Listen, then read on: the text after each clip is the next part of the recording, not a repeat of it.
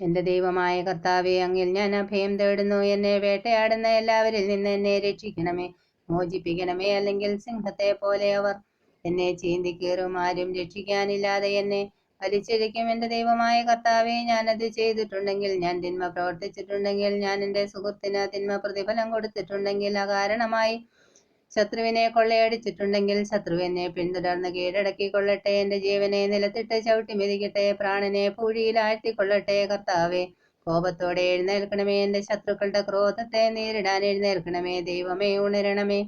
അവിടുന്ന് ഒരു ന്യായവിധി നിശ്ചയിച്ചിട്ടുണ്ടല്ലോ. ജനതകൾ അങ്ങയുടെ ചുറ്റും സമ്മേളിക്കട്ടെ. അവർക്ക് മുകളിൽ ഉയർന്ന സിംഹാസനത്തിൽ അവിടുന്ന് ഉപവിഷ്ടനാകണമേ. കർത്താവ് ജനതകളെ വിധിക്കുന്നു. കർത്താവെ, എന്റെ നീതിനിഷ്ഠയ്ക്കും സത്യസന്ധതയ്ക്കും ഒത്ത വിധം എന്നെ വിധിക്കണമേ. നീതിമാനായ ദൈവമേ, മനസ്സുകളെയും ഹൃദയങ്ങളെയും പരിശോധിക്കുന്നതിനെ, ദുഷ്ടരുടെ തിന്മയ്ക്ക് അറുതി വരുത്തുകയും നീതിമാന്മാർക്ക് പ്രതിഷ്ഠ നൽകുകയും ചെയ്യണമേ. ഹൃദയ നിഷ്കളങ്കതയുള്ളവരെ രക്ഷിക്കുന്ന ദൈവമാണ് എന്റെ പരിച. ദൈവം നീതിമാനായ ന്യായാധിപനാണ്. അവിടുന്ന് ദിനം പ്രതി രോക്ഷം കൊള്ളുന്ന ദൈവമാണ്. മനുഷ്യൻ മനസ്സ് തിരിയില്ലെന്നില്ലെങ്കിൽ അവിടുന്ന് വാളിന് മൂർച്ച കൂട്ടും. അവിടുന്ന് വില്ലുകുലച്ച ഒരുങ്ങിയിരിക്കുന്നു.